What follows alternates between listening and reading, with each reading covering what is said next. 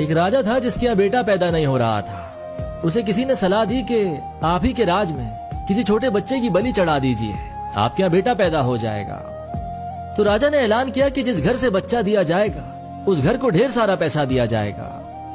एक फैमिली ने सुना तो अपने घर के सबसे छोटे बच्चे को भेज दिया कि हमारे किसी काम का नहीं है, इसे रख लो। बलि चढ़ाने की पूरी तैयारी की गई। राजा ने बच्चे से पूछा, कोई तुम्हारी आखिरी ख्वाहिश? तो बच्चा बोला, बस मुझे थोड़ा सा मट्टी का ढेर ला करके दे दो।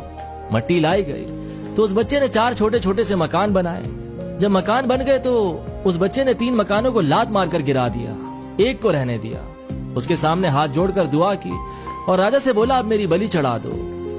राजा को बड़ा अजीब लगा, वो डर सा गया कि शायद बच्चे ने कोई जादू वगैरह कर दिया। उसने बच्चे से पूछा, है तूने क्या किया? तो बच्चे ने बोला, पहला मकान गिराया जो मेरे माँ बाप का था, जिन्होंने मेरा साथ नहीं दिया, मुझे पैसों के लिए बेच दिया।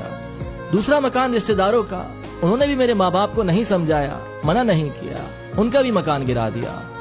तीसरा आपका था, आपका तो काम है लोगों का ख्याल करना, उनकी हिफाजत करना, पर आपने तो मेरी बलि चढ़ाने की सोच ली तो आपका भी महल गिरा दिया। चौथा मेरे खुदा का घर है, उनके सामने हाथ जोड़कर कह दिया है कि अब सब तू संभाल लेना। राजा ने सुना तो गहरी सोच में पड़ गया कि कहीं ऐसा ना हो कि बलि देने के बाद भी मेरे यहाँ बेटा पैदा ना हो। तो उसने नम आंखों के साथ रोते हुए उस बच्चे को अपने गले से लगा लिया और उसे अपना ही बेटा तस्लीम कर लिया। कहानी का मैसेज सिर्फ इतना कहता है कि उसके सजदे में झुक जाए, जिसके सजदे में झुकने से कोई आपका बुरा